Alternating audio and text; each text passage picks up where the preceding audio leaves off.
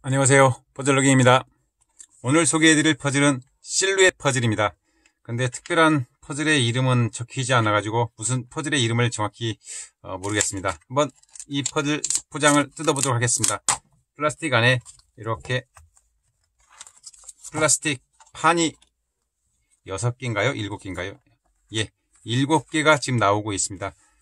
자세히 보시면 캥거루, 곰이죠? 곰. 독수리라고 하겠습니다.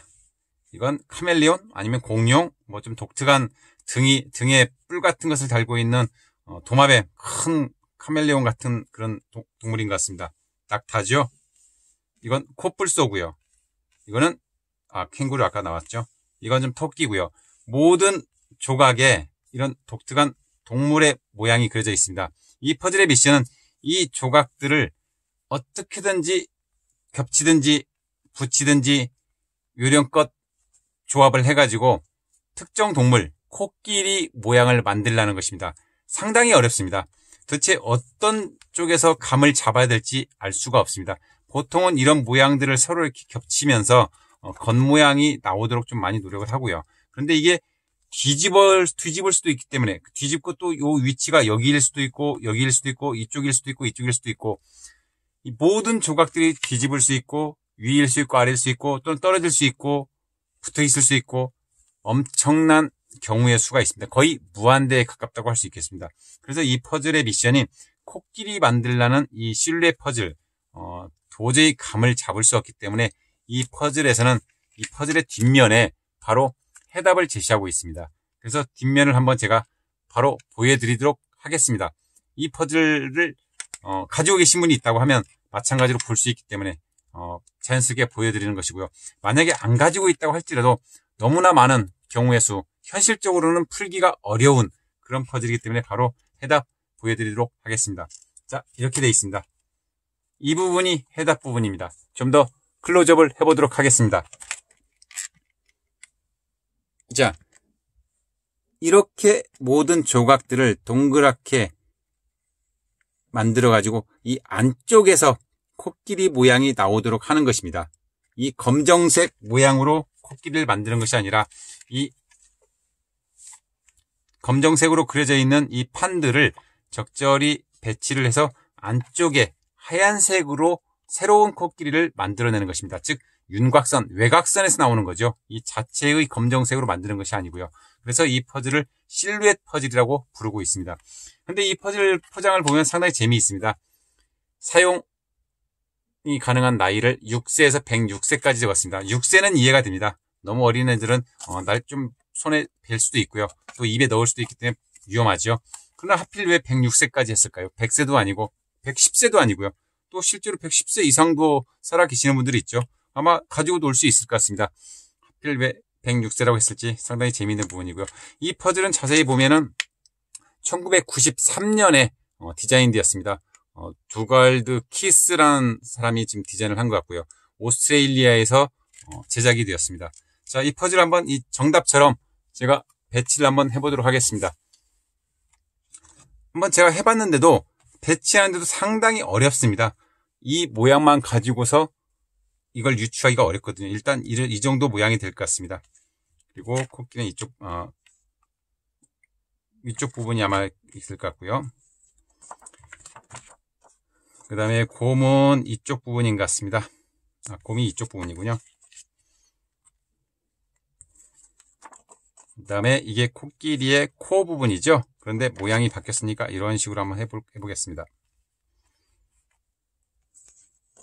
토끼 부분은 이쪽 부분인 것 같습니다. 이렇게 돼야겠죠. 토끼의 귀 부분이 이 부분이다. 그 다음에 코끼리의 꼬리 부분이 살짝 만들어지는 것 같습니다. 이 부분은 이쪽 부분이죠. 그래서 이렇게 될 것 같습니다.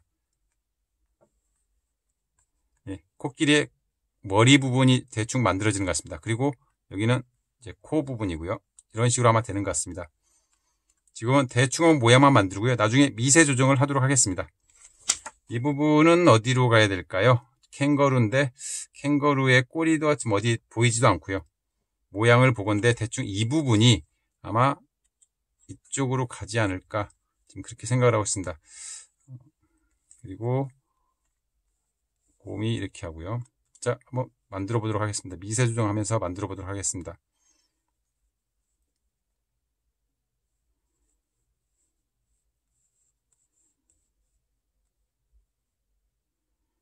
여기 다리 부분은 이런 식으로 만들 것 같은데, 아, 이렇게 만드는 건가요?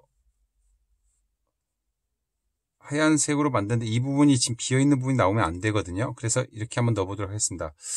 이 부분이 좀 어려운 것 같습니다. 그리고 해답지를 보고서도 이렇게 만들기 어려운 퍼즐이었습니다. 이런 식으로 아마 될 것 같은 느낌이 들고 있습니다.